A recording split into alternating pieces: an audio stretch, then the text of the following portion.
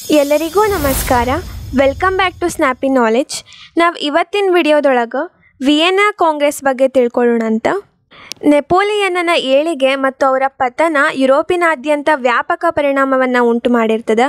ಅವನ ಏಳಿಗೆ ನೆಪೋಲಿಯನ್ ಯುಗವನ್ನು ಸೃಷ್ಟಿ ಮಾಡಿದ್ರೆ ಅವನ ಪತನ ಮೆಟರ್ನಿಕ್ ಯುಗವನ್ನು ಸೃಷ್ಟಿ ಮಾಡ್ತದೆ.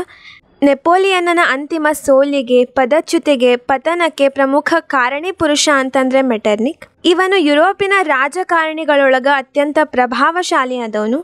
ವಿಯೆನ್ನಾ ಕಾಂಗ್ರೆಸ್ ಎಂಬ ಅಂತಾರಾಷ್ಟ್ರೀಯ ಸಮ್ಮೇಳನ ಜರುಗಲಿಕ್ಕೆ ಅಷ್ಟೇ ಅಲ್ಲದೆ ಪ್ರಾದೇಶಿಕ ಪುನರ್ವ್ಯವಸ್ಥೆ ಹಾಗೂ ಪವಿತ್ರ ಮೈತ್ರಿಕೂಟದೊಳಗೆ ಅವನದು ಪ್ರಮುಖ ಪಾತ್ರ ಆಗಿರ್ತದೆ. ಆ ಕಾರಣವಾಗಿ 1815ರಿಂದ 1848 ಕಾಲವನ್ನು ಯುರೋಪಿನ ಚರಿತ್ರೆಯೊಳಗೆ ಮೆಟರ್ನಿಕ್ ಯುಗ ಅಂತ, ಹಾಗೆ ಪ್ರತಿಗಾಮಿ ಯುಗ ಅಂತ ಕರೆಯಲಾಗ್ತದೆ. ನೆಪೋಲಿಯನ್ನನ ಪತನದ ನಂತರ ಉದ್ಭವಿಸಿದ ಸಮಸ್ಯೆಗಳನ್ನು ಪರಿಹರಿಸಲಿಕ್ಕೆ, ನೂತನ ವ್ಯವಸ್ಥೆಯನ್ನು ನಿರ್ಮಿಸಲಿಕ್ಕೆ ಯುರೋಪಿನ ಪ್ರಮುಖ ಪ್ರತಿಗಾಮಿ ರಾಜಕಾರಣಿಗಳು ಆಸ್ಟ್ರಿಯಾದ ರಾಜಧಾನಿ ವಿಯೆನ್ನಾದೊಳಗೆ 1815 ಸಭೆಯನ್ನು ಸೇರಿರ್ತಾರೆ. ಈ ಸಭೆಯ ಅಧ್ಯಕ್ಷತೆಯನ್ನು ಕೂಡ ಪ್ರಿನ್ಸ್ ಮೆಟರ್ನಿಕ್ ಅವರೇ ವಹಿಸ್ಕೊಂಡಿದ್ರು. ಸೊ ಹಾಗಾದರೆ ಇವತ್ತಿನ ವಿಡಿಯೋದೊಳಗೆ ವಿಯೆನ್ನಾ ಕಾಂಗ್ರೆಸ್ ಅಂದ್ರೇನು, ಅದರ ಧ್ಯೇಯಗಳೇನು ಅನ್ನೋದ್ರ ಬಗ್ಗೆ ತಿಳ್ಕೊಳ್ಳೋಣ ಅಂತ. ಯುರೋಪಿನ ಪುನರ್ರಚನೆಯ ಪ್ರಮುಖ ಕಾರ್ಯವನ್ನು ಮುಂದಿಟ್ಕೊಂಡು ವಿಜೇತ ಒಕ್ಕೂಟದ 4 ಅಗ್ರ ರಾಷ್ಟ್ರಗಳಾದಂತಹ ಬ್ರಿಟನ್, ಆಸ್ಟ್ರಿಯಾ, ರಷ್ಯಾಗಳಲ್ಲದೆ ಟರ್ಕಿಯೊಂದನ್ನು ಬಿಟ್ಟು ಯುರೋಪಿನ ಎಲ್ಲ ರಾಷ್ಟ್ರಗಳು 1815 ನವೆಂಬರ್ 20ರಂದು ಆಸ್ಟ್ರಿಯಾದ ರಾಜಧಾನಿ ವಿಯೆನ್ನಾದೊಳಗೆ ಸಭೆ ಸೇರ್ತಾವ. ಇದು ಯುರೋಪ ಖಂಡದ ಇತಿಹಾಸದೊಳಗನ ಅತ್ಯಂತ ಮಹತ್ವದ ಅಂತಾರಾಷ್ಟ್ರೀಯ ರಾಜನೀತಿಜ್ಞರ ಅಪೂರ್ವ ಸಮ್ಮೇಳನ ಆಗಿರ್ತದೆ.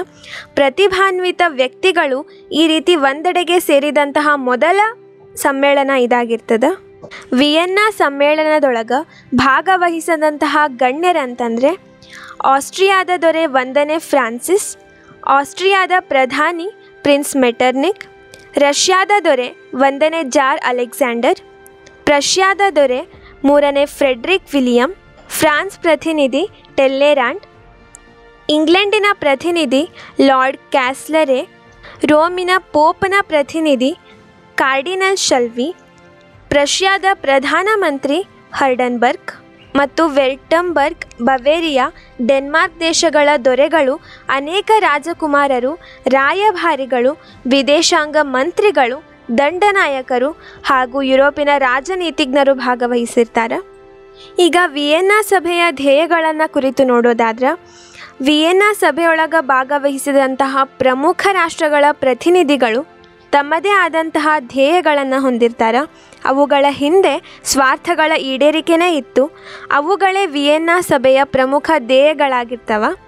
ಈಗ ಅವನ್ನ ನೋಡೋದಾದ್ರೆ, ನೆಪೋಲಿಯನ್ನನಿಗೆ ಯಾವ ಶಿಕ್ಷೆ ಕೊಡುವುದೆಂದು ತೀರ್ಮಾನಿಸೋದು, ಫ್ರಾನ್ಸಿನಿಂದ ಕಿತ್ತುಕೊಳ್ಳಲಾದಂತಹ ಪ್ರದೇಶಗಳನ್ನು ಹಂಚಿಕೊಳ್ಳೋದು, ಯುರೋಪಿನಲ್ಲಿ ಶಾಂತಿ ನೆಲೆಸುವಂತೆ ಮಾಡೋದು, ಯುರೋಪಿನ ರಾಜಕೀಯ ವ್ಯವಸ್ಥೆಯನ್ನು ಪುನರ್ರಚಿಸುವುದು, ಯುರೋಪಿನ ವ್ಯವಹಾರಗಳನ್ನು ತೀರ್ಮಾನಿಸುವುದು, ನೆಪೋಲಿಯನ್ನನಿಗೆ ಸಹಕರಿಸಿದಂತಹ ರಾಷ್ಟ್ರಗಳನ್ನು ಶಿಕ್ಷಿಸುವುದು, ನೆಪೋಲಿಯನ್ನನ ವಿರೋಧಿಗಳನ್ನು ಪ್ರೋತ್ಸಾಹಿಸೋದು, ನೆಪೋಲಿಯನ್ನನ ಸಂಪತ್ತನ್ನು ಹಂಚಿಕೊಳ್ಳೋದು, ನೆಪೋಲಿಯನ್ನನ ಯುದ್ಧ ನೀತಿಯಿಂದಾದಂತಹ ಹಾನಿಯನ್ನು ಫ್ರಾನ್ಸ್ ತುಂಬಿಕೊಡುವಂತೆ ನೋಡಿಕೊಳ್ಳೋದು, ಗಣರಾಜ್ಯಗಳನ್ನು ನಿರ್ನಾಮ ಮಾಡೋದು, ಚರ್ಚು ಮತ್ತು ಪೋಪ್ನ ಅಧಿಕಾರಿಗಳನ್ನು ಪುನಃ ದೊರಕಿಸಿಕೊಡೋದು, ಫ್ರಾನ್ಸಿನಲ್ಲಿ ಲೂಯಿಗಳ ಅಧಿಕಾರವನ್ನು ಪುನಃಸ್ಥಾಪಿಸುವುದು, ಕ್ರಾಂತಿಕಾರಿ ಚಟುವಟಿಕೆಗಳನ್ನು ದಮನ ಮಾಡೋದು, ಫ್ರಾನ್ಸಿನ ಸುತ್ತಲೂ ಪ್ರಬಲ ರಾಷ್ಟ್ರಗಳ ವೃತ್ತವನ್ನು ಸೃಷ್ಟಿಸುವುದು,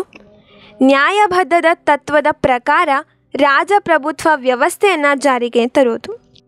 ಈಗ ವಿಯೆನ್ನಾ ಕಾಂಗ್ರೆಸ್ನ ತತ್ವಗಳನ್ನು ನೋಡೋದಾದ್ರೆ, ಪ್ರಾದೇಶಿಕ ಪುನರ್ವ್ಯವಸ್ಥೆಯೊಳಗೆ ವಿಯೆನ್ನಾ ಕಾಂಗ್ರೆಸ್ 4 ಪ್ರಮುಖ ತತ್ವಗಳನ್ನಾಧರಿಸಿ ನಿರ್ಣಯಗಳನ್ನು ಕೈಗೊಳ್ತದೆ. ಅದರೊಳಗೆ ಮೊದಲನೆಯದು ನ್ಯಾಯಬದ್ಧ ತತ್ವ.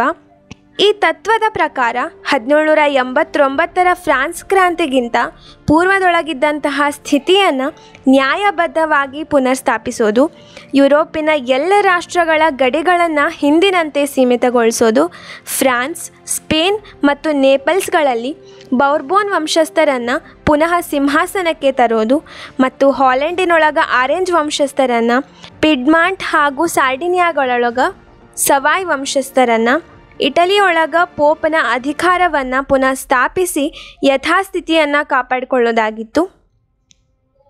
ಎರಡನೇದಾಗಿ ಶಕ್ತಿ ಸಮತೋಲನದ ತತ್ವ. ಈ ತತ್ವದ ಪ್ರಕಾರ ಯುರೋಪಿನ ರಾಷ್ಟ್ರಗಳ ಮಧ್ಯೆ ಶಕ್ತಿ ಸಮತೋಲನವನ್ನು ತರಲಾಗ್ತದೆ. ಸೈನಿಕ ಬಲ, ಆರ್ಥಿಕ ಬಲ ಮತ್ತು ಪ್ರಾದೇಶಿಕ ವ್ಯಾಪ್ತಿಗಳೊಳಗೆ ಸಮತೋಲನವನ್ನು ಕಾಯ್ದುಕೊಳ್ಳಲು ಈ ಸಭೆ ಪ್ರಯತ್ನಿಸ್ತದೆ. ಶ್ರೀಮಂತ ಮತ್ತು ಬಡ ರಾಷ್ಟ್ರಗಳನ್ನು ಪ್ರಬಲ ಮತ್ತು ದುರ್ಬಲ ರಾಷ್ಟ್ರಗಳನ್ನು ಸಮಾನತೆಯಿಂದ ಗೌರವಿಸೋದಾಗಿತ್ತು. ಮೂರನೇದಾಗಿ ಉದಾರ ತತ್ವಗಳ ದಮನ.